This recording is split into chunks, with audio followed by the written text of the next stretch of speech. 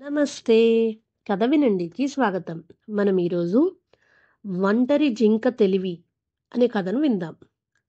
ఒక అడవిలో 5 సింహాలు కలిసి కనపడకుండా పోయిన మరో చిట్టి సింహం గురించి వెతుక్కుంటూ వెళ్ళసాగాయి. పనిలో పనిగా ఏదైనా జంతువు దొరికితే చంపి కలిసి తిందామని అవి అనుకున్నాయి.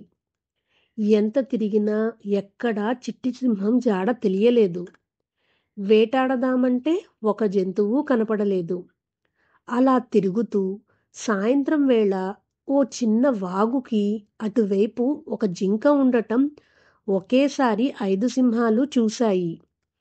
దాన్ని ఎలాగైనా సరే చంపి తినాలని నిర్ణయించుకుని వాగులోకి దిగబోయాయి. సరిగ్గా అదే సమయంలో ఆ సింహాలను చూసిన జింకకు ప్రాణం పోయినంత పనయింది. కాలికి గాయమై ఉండటం వల్ల పరిగెత్తలేని పరిస్థితి. కొన్ని క్షణాలు ఆలోచించిన తర్వాత, సింహం మిత్రులారా, మీరు నన్ను తినాలని ఆశపడుతున్నారని తెలుసు. కానీ ఒక విషయం, ఈ వాగులో మొసళ్ళు ఉన్నాయి అంది జింక. లేదు, నువ్వు అబద్ధం చెప్తున్నావు అన్నాయి సింహాలు. లేదు, నిజం చెప్తున్నా.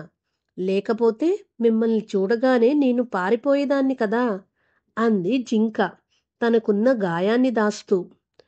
నిజమే. ఇంతకీ ఈ వాగులో ఎన్ని మొసళ్ళు ఉన్నాయి? మేమైతే 6గురం ఉండేవాళ్ళం.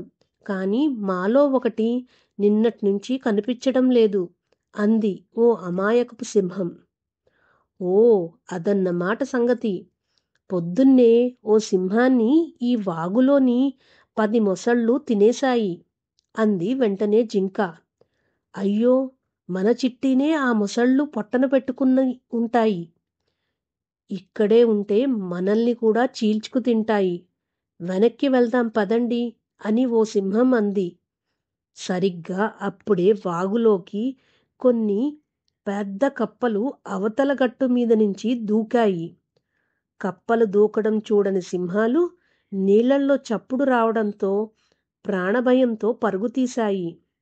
బతుకు జీవుడా అనుకుంటూ ఒంటరి జింక కూడా కుంటుకుంటూ అక్కడ్నుంచి తన నివాసానికి వెళ్ళిపోయింది. కథ సమాప్తం.